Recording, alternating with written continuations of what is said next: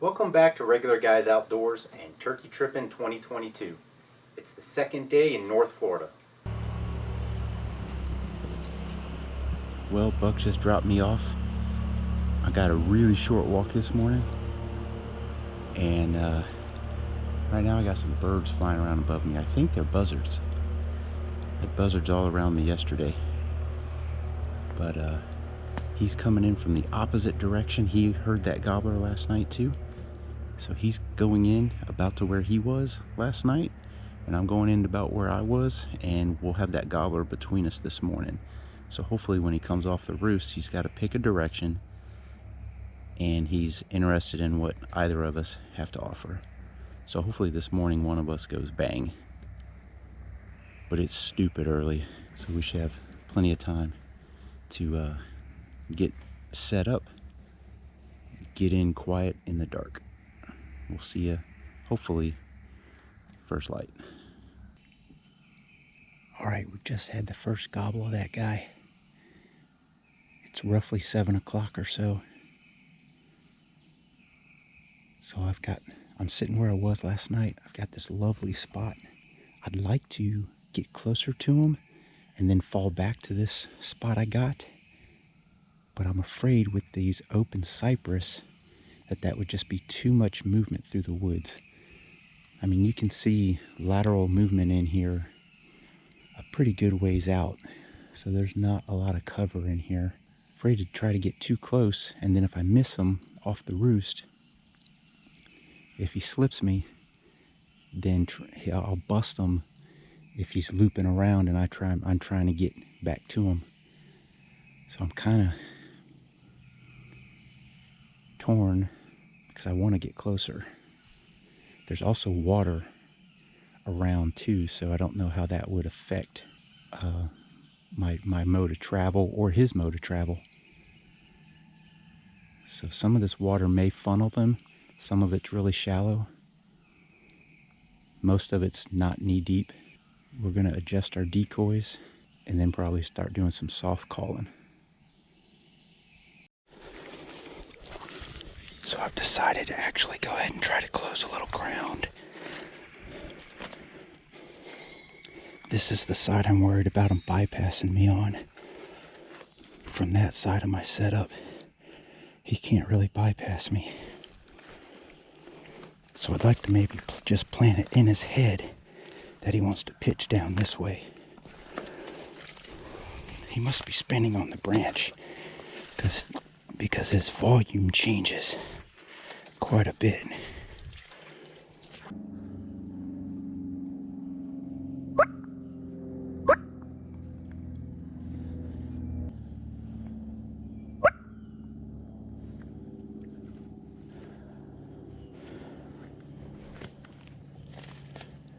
As I approach this kind of open area to go toward that gobbler, I run into some what sounds like jakes on the limb. So I back up and get into the spot that I prepared yesterday. Okay, I see turkeys at about 80 to 100 yards through the cypress. Almost where I was calling from. Kind of look like hens. There's at least 3.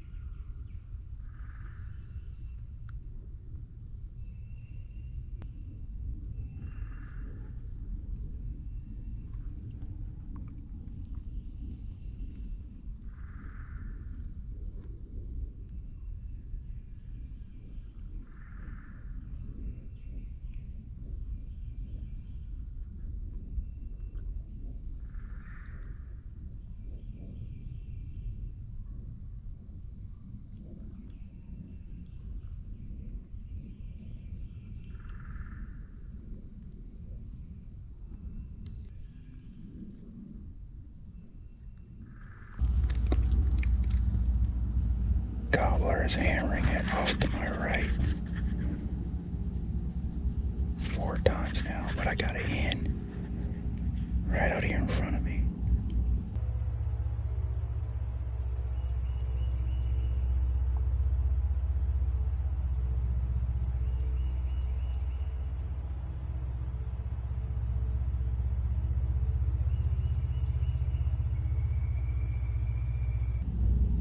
He's basically just to the right of the sun.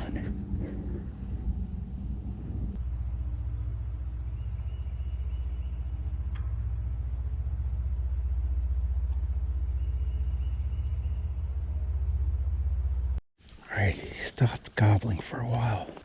I've got him to gobble to an owl call. I'm not good with the owl call, but I figured he hit it last night on the limb, and he certainly just hit it. So I'm gonna go light. I'm not gonna take my vest, not gonna pack up. See if I can't close some distance. Maybe he's got a spot back here where he just likes to strut.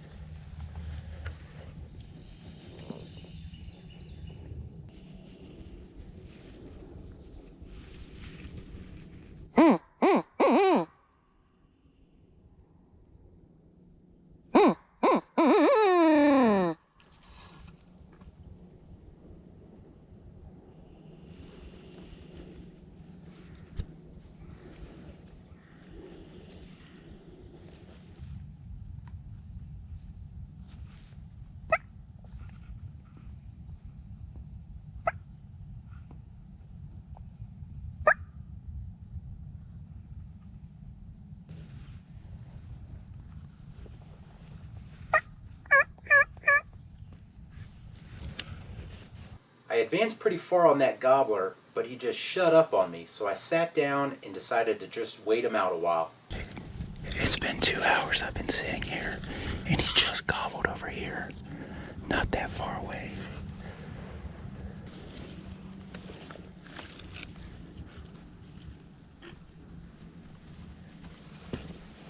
So I did a little crawling, a little sneaking and peeking, and I could not locate that bird, even though he was potentially only 75 yards or so off to my 2 o'clock. Well, it's no wonder I couldn't find him. He gobbled and moved. He just gobbled again, further away, kind of down where Bob dropped me off this morning. Oh, he's running this short stuff.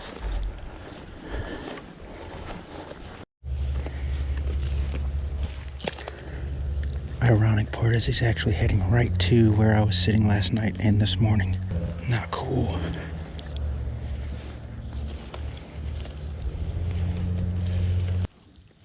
So I went back to my prepared spot and had some snacks.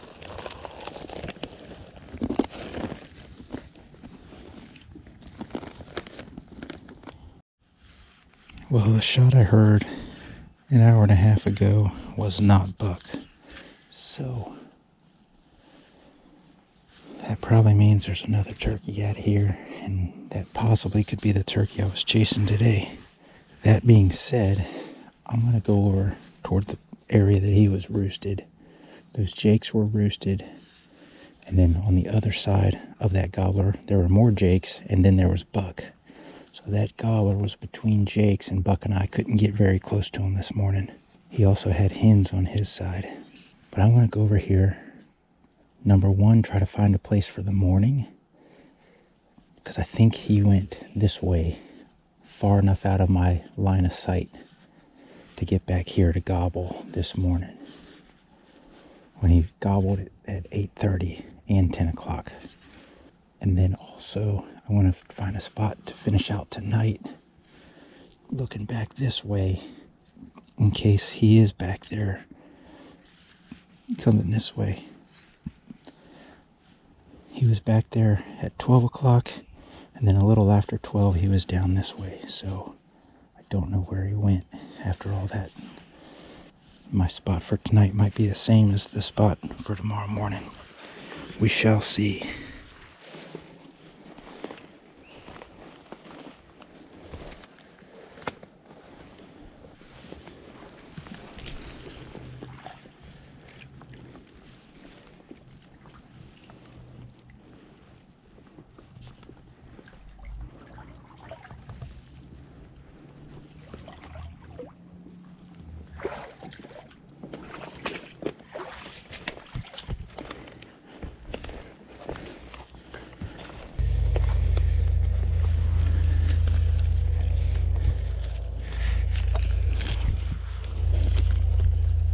Right here, I'm making a makeshift blind with some down limbs that are on the ground.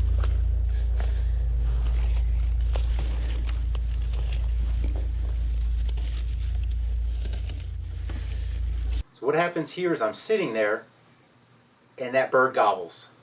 And he's, from the way I'm sitting, he's at about my 8 o'clock. So I move around, get on this tree that's next to me, and about that time, Buck hits him with the call and he gobbles again. So I hit him with the call and he shuts up. But then I see little bits of black through the grass, and I know I got a bird coming my way.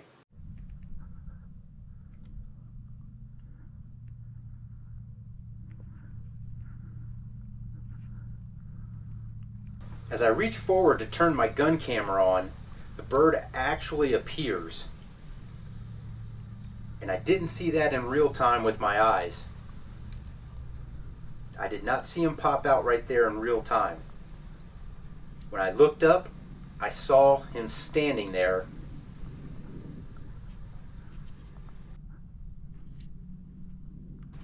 And then I called to him to stop him as if he wasn't already stopped. I did a little tree pruning on that shot as well.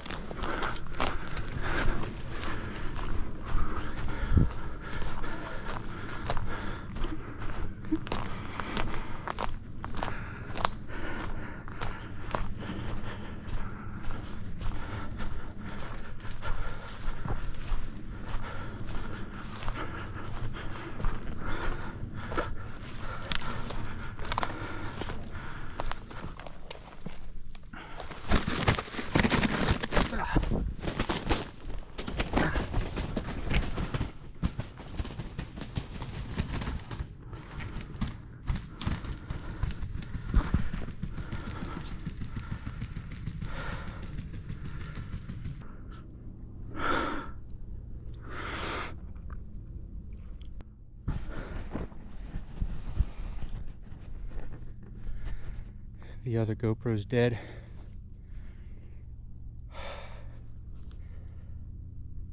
Folks, I can't even begin to tell you.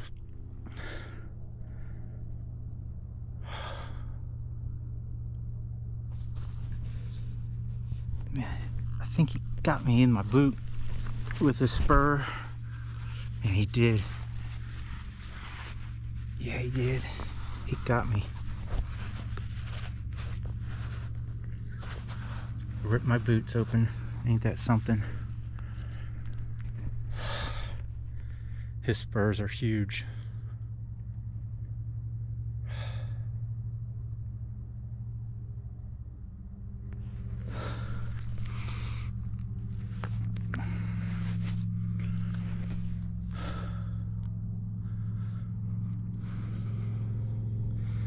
He gobbled out here. I went around my tree. Buck had hit him with like some real hard cutting, I think on a slate or a glass.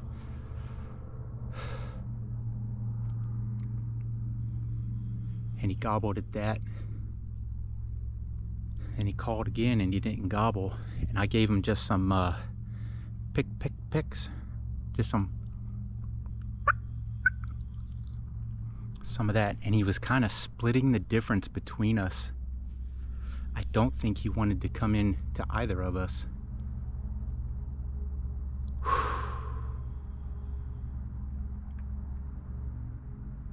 But he got me. My shin stings. I think he got me a little bit.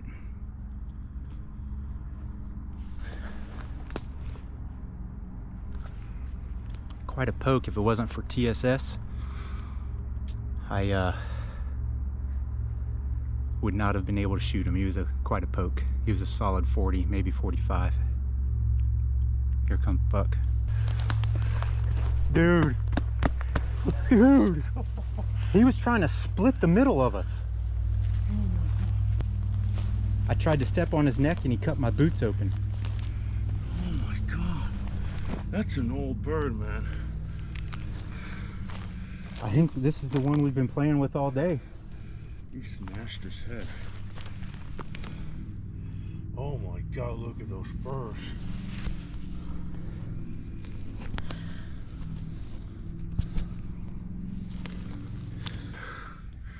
Oh my God.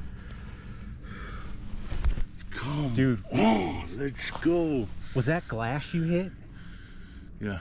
Well, he freaking hit that. No, You went the like, last one whack, was whack. this. Well, not the last one, but the one before that. Yeah. You went like whack, whack, whack, whack, and hit him with some hard cuts. Yeah. He freaking boom.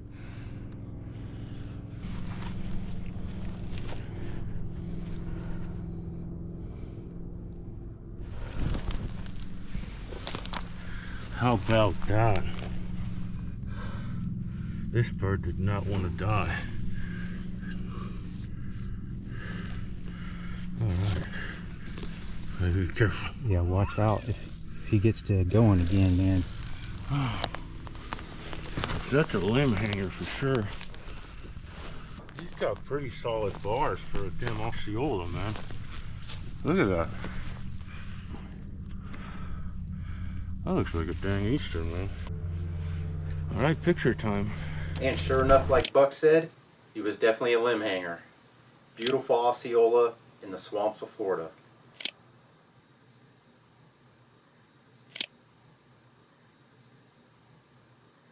These long-legged Osceolas have been real silent. They've been real tight-lipped.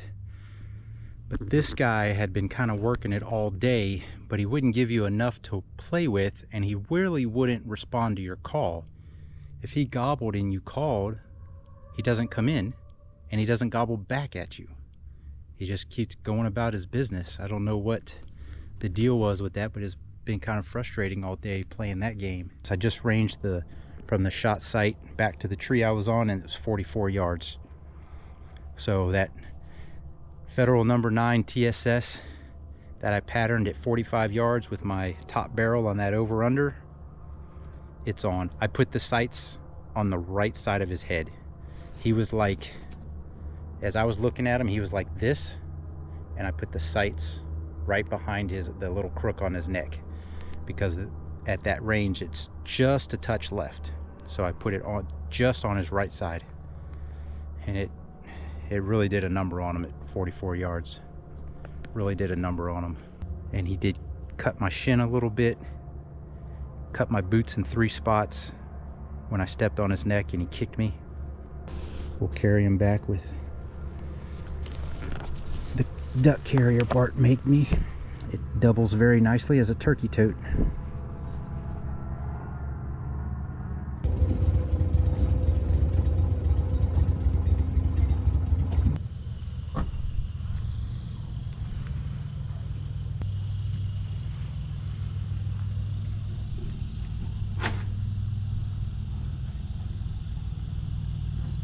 £19, 1 ounce. That's going to wrap up day 2 in North Florida. Hope you liked this video. If you did, give us a thumbs up, hit the subscribe button down there, and as always, thanks for watching.